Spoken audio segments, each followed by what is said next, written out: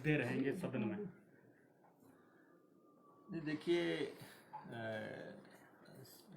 जो सत्र शुरू हो रहा है और उसके लिए आज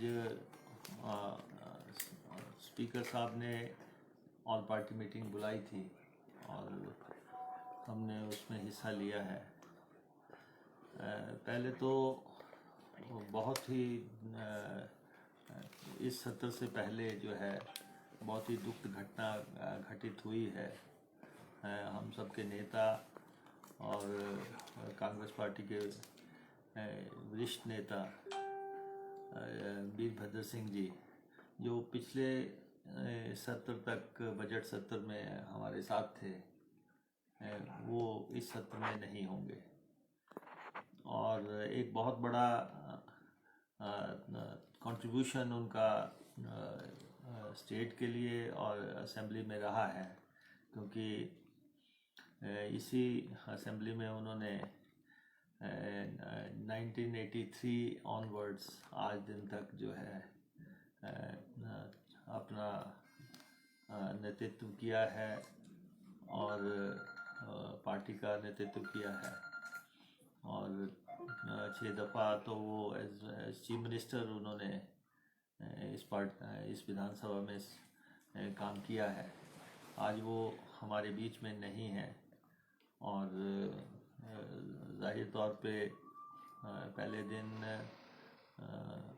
ऑब्विचुअली रेफरेंस होगा। एक बहुत बड़ी शख्सियत नहीं रही है। और सेकेंडली नरेंद्र बरागटा जी, वो भी इस हाउस के सिटिंग मेंबर थे, जो कि 3 दफ़ा उन्होंने भी इस असेंबली को रिप्रेजेंट किया है, शिमला से और जुब्बल कोटखाई से। तो उनके जाने से भी हाउस में जो क्षति हुई है, तो दोनों नेताओं को जाहिर तौर पे हाउस में पहले दिन याद किया जाएगा। और हाउस की परंपराएं रही हैं कि जब भी कोई सिटिंग मेंबर नहीं रहते हैं तो ऑब्वियसली रेफरेंस के बाद हाउस एडजॉर्न हो जाता है।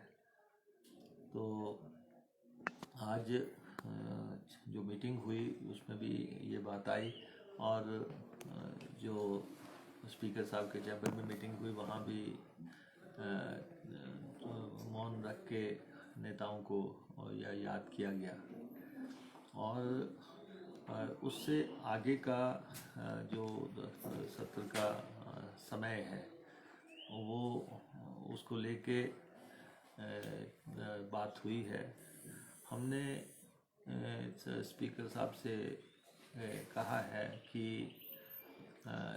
ये सत्तारूढ़ दल ने चीफ विप एंड विप बनाए हैं, और ठीक है, चीफ विप पहले भी नरेंद्र बरागटा जी थे और chief whip and deputy chief whip उससे पहले भी हुआ करते थे पार्टियों के। लेकिन अब जिस तरह से chief whip and deputy chief whip को फैसिलिटेट किया जा रहा है, तो हमारा उनसे आग्रह रहा है कि इसमें जो है प्रिंसिपल अपोजिशन पार्टी, उनको भी इक्वेट किया जाए। और अगर आप जो कुछ भी सत्तारूढ़ दल के चीफ विप एंड विप के लिए करते हैं, वही सम्मान जो है इक्वलिटी के लिए आप सामने वाले दल के सदस्यों को भी उसी से ट्रीट करें, क्योंकि चीफ विप एंड विप ये सरकार के नहीं, ये पार्टियों के प्रतिनिधित्व करते हैं ये। तो और हमने उनको इससे ये भी आग्रह किया है कि जब भी सर्वदलीय बैठक हो और जब आप अपने chief whip and deputy chief whip को यहाँ पे बुलाते हैं, तो आप प्रिंसिपल अपोजिशन पार्टी के चीफ विप एंड विप को भी उसमें शामिल करें, और ताकि एक समान व्यवहार जो है पार्टियों से हो सके।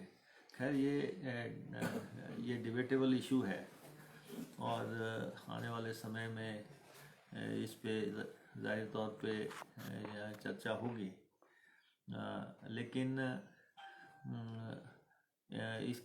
इसके अलावा जो इश्यूज़ इन पिछले सत्र से इस सत्र के बीच में आए हैं उन सब की डिस्कशंस हो और किस ढंग से चर्चा के लिए समय देना है। हमने इस हिसाब से आग्रह किया है कि महंगाई बहुत बड़ा इशू है, बेरोज़गारी बहुत बड़ा इशू है, कोरोना का इशू है, फिर किसानों का इशू है और बारिश और बाढ़ से बहुत बड़ा नुकसान हुआ है। तो जितने भी इश्यूज़ हैं उन सब को लेके डिस्कशन को लिबरली वो समय दें और ये सब चर्चा हो सके। जो भी माननीय सदस्य ने क्वेश्चंस लगाए हैं या क्योंकि छोटा सत्र है लेकिन इश्यूज़ बहुत इम्पोर्टेंट इश्यूज़ जो हैं वो चर्चाएं चाहते हैं, तो वो सारी बात हमने उनके समक्ष रखी है। कोविड के मौत के आंकड़े को लेकर भी आपने सवाल उठाए हैं। सरकार ने क्या डाटा छुपाया है, क्या कारण लग रहे हैं जो इस तरह का डाटा बाहर आया? नहीं, देखिए, सरकार कहती है कि कोविड के दौरान 3500 लोगों की मृत्यु हुई है और जो रजिस्ट्रेशन होती है वो भी एक वैलिड डॉक्यूमेंट है कि मौत की और जीवन की रजिस्ट्रेशन का एक सेट प्रोसीजर है और उस सेट प्रोसीजर के तहत जो जनरल मौतों से हटके मौतें उसमें रिफ्लेक्ट हुई हैं वो लगभग 781 हैं, 6081। इसका मतलब मौत के आंकड़े में कहीं ना कहीं हेर फेर है। ये तो सरकार को देखना है कि जो उन्हीं की संस्था रजिस्ट्रेशन की है और वहाँ पे अगर ये आंकड़ा आ रहा है डबल, ऑलमोस्ट डबल आंकड़ा आ रहा है और तो हकीकत क्या है वो सामने रखी जानी चाहिए। और ख़ास तौर पे हमारा अभी भी आग्रह है सरकार से कि जो कोविड के दौरान मौतें हुई हैं लोगों की, एक तो उन सब का जो है सर्टिफिकेशन ज़रूरी है कि उनकी कोविड से डेथ हुई और पोस्ट कोविड डेथ्स जो हैं, जो जिनको कोविड हुआ उनके पोस्ट कोविड डेथ्स हैं, उनको भी कोविड की श्रेणी में डालें। ऐसा सर्वोच्च न्यायालय ने भी निर्देश दिए हैं और उनको भी सर्टिफिकेशन कोविड के तहत हो और क्योंकि अंततः इन लोगों को मुआवजा मिलेगा, आज नहीं मिलेगा कल मिलेगा, मुआवजा उनको मिलना है, तो उनके पास सर्टिफिकेशन हर हालत में ज़रूरी है कि उनको ये सर्टिफिकेट दिया जाए। तो और 4 लाख रुपया उनकी मौत पे उनके परिवार को दिया जाना चाहिए जैसा कि एक्सीडेंटल डेथ्स में दिया जाता है।